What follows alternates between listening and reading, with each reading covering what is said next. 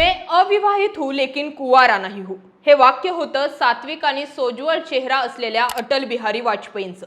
वर्ष होतं 1978चं। मोरारजी देसाई सरकारमध्ये परराष्ट्र मंत्री असताना अटल बिहारी वाजपेयी यांना एका पत्रकार परिषदेत एका पत्रकाराने थेट सवाल केला, पाकिस्तान, चीन आणि काश्मीर बद्दल जाऊ द्या, आम्हाला मिसेस कौल यांच्याबद्दल आधी सांगा। पत्रकारांना विचारलेल्या या थेट प्रश्नाने सर्वत्र 1 मिनिट शांतता पसरली। दिल्लीच्या सत्ता वर्तुळात जे नाव एक ओपन सिक्रेट होतं त्याबद्दल जाहीरपणे विचारताच सर्वच जण उघडले। पण वाजपेयींनी आपल्या नेहमीच्या हजरजबाबी शैलीत हसत हसत उत्तर दिलं, त्याचाही विषय काश्मीर सारखाच आहे। पारंपरिक मर्यादा आणि संघ विचारांच्या चौकटीत राहूनही अटल बिहारी वाजपेयी आणि राजकुमारी कौल यांनी आयुष्यभर एका अनोख्या अनपेक्षित सहजीवनाचा प्रवास केला। भारतीय राजकारणातील या अत्यंत संवेदनशील आणि चर्चेला गेलेल्या नात्यावर विविध लेखकांनी आपापल्या पुस्तकांमध्ये महत्त्वपूर्ण प्रकाश टाकला। अटलजी आणि मिसेस कौल यांचं नातं इतकं सहज होतं की अटलजींच्या दिल्लीतील निवासस्थानी अटलजी, मिस्टर व मिसेस कौल हे तिघे अनेक काळ एकत्र राहिल्याचे दावे केले जातात। हे नातं नेमकं काय? आजचं लिव्ह इन रिलेशनशिप होतं का? संघाची यावर भूमिका काय? विरोधकांनी काय आक्षेप घेतले आणि याबाबत घेतलेला हा आजचा आढावा। लेखक अभिषेक चौधरी यांनी आपल्या Vajpayee the ascent of the Hindu right या पुस्तकात या नात्याच्या सुरुवातीच्या दिवसांचे तपशील दिले आहेत।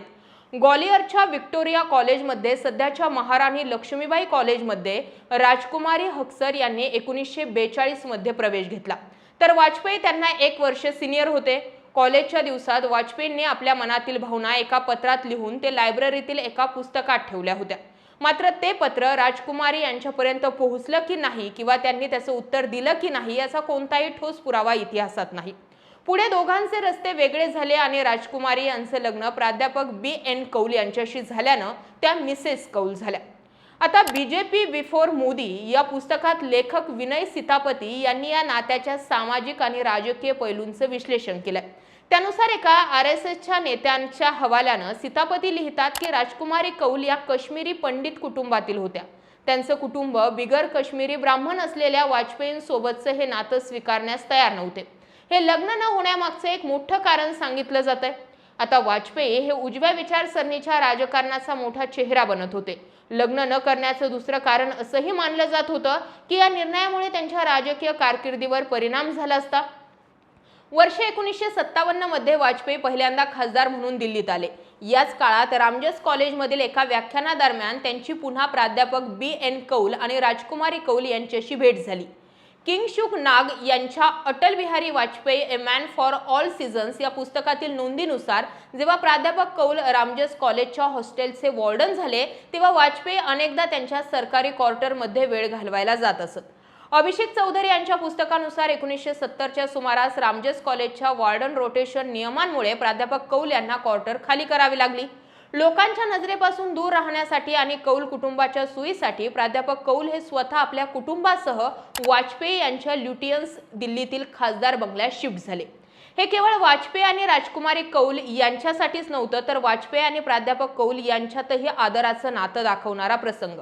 संघाचे तत्कालीन सरसंघचालक गोळवलकर गुरुजी यांनी 1965 मध्ये दिल्लीत एक बैठक घेतली, ज्याचा मुख्य अजेंडा मिसेस कौल यांच्या नात्याविषयी चर्चा हाच होता असं सांगितलं जातं। गोळवलकर गुरुजींनी वाजपेयींना हे नातं तोडण्यास सांगितलं, परंतु वाजपेयींनी त्याला साफ नकार दिल्याचं म्हटलं जातं।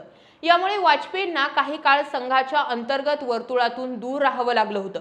पत्रकार सागरिका घोष यांनी वाजपेयींवरील आपल्या पुस्तकात भाजप नेते बलबीर पुंज यांच्या हवाल्यानं लिहिलंय की घरातील वातावरण अत्यंत सहज होतं। राजकुमारी कौल या वाजपेयींच्या आरोग्याची आणि जेवणाची कडक काळजी घेत असत, कारण थापर यांनी आपल्या devil's advocate the untold story या आत्मचरित्रात एका रंजक प्रसंगाचा उल्लेख केलाय।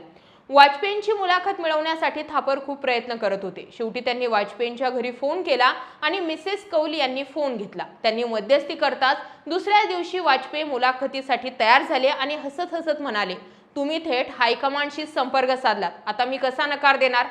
राजकुमारी कौल यांना 2 मुली होत्या, नम्रता आणि नमिता।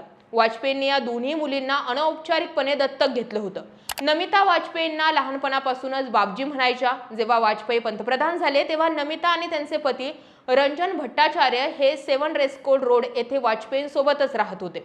विनोद मेहता यांनी आपल्या लखनौ बॉय पुस्तकात नमूद केल्यानुसार रंजन भट्टाचार्य यांच्या पीएमओ मधील प्रभाव वाढल्यामुळे लालकृष्ण अडवाणी आणि संघांमध्ये काही प्रमाणावरती नाराजी निर्माण झाली होती. मात्र वाजपेयींनी आपल्या कुटुंबाची पाठराखण नेहमीच केली.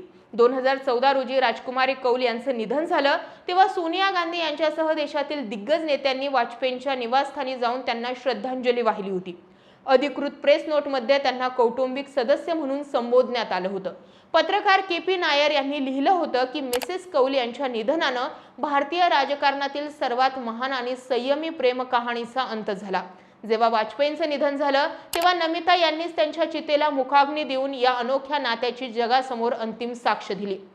अख्ख्या आयुष्यात राजकुमारी कौल यांनी केवळ एकदाच एका महिला मासिकाला मुलाखत दिली होती. त्या मुलाखतीत त्यांनी स्वतः याविषयी अत्यंत प्रगल्भ भाष्य केलं होतं. त्या म्हणाल्या होत्या, माझी आणि अटलजींची मैत्री खूप जुनी आणि अत्यंत परिपक्व आहे. या नात्यावरून काही लोकांनी वाईट अफवा पसरवण्याचा प्रयत्न केला, पण मला कोणालाही याचं स्पष्टीकरण देण्याची किंवा माफी मागण्याची गरज वाटत नाही. माझं माझ्या पतीसोबतचं नातं इतकं घट्ट आहे की या अफवांनी त्याला कधीही तडा जाऊ शकत नाही. खरोखर आताच्या गलिच्छ राजकारणात आणि वैयक्तिक पातळीवर होणारी टीका ऐकून खूप वाईट वाटतं. त्यावेळी प्रमुख विरोधी पक्ष असलेल्या काँग्रेसनं कधीही यामुळे अटलजींच्या नात्यावर टीका केली नाही. त्यावेळी राजकारण आणि वैयक्तिक आयुष्य या दोन वेगवेगळ्या बाबी होत्या. आता एखाद्याला राजकारणातून हद्दपार करण्यासाठी पैसे देऊन ट्रोलर्स मागे लावली जातात, परंतु एक प्रगल्भ विरोधी पक्ष म्हणून काँग्रेसनंही त्या काळी अटलजींचा पूर्ण सन्मान केला आणि हे नातं स्वीकारलं होतं. अटल बिहारी वाजपेयी यांच्या मैत्रीचा हा खास किस्सा तुम्हाला कसा वाटला? कमेंट करून नक्की कळवा. जय महाराष्ट्र.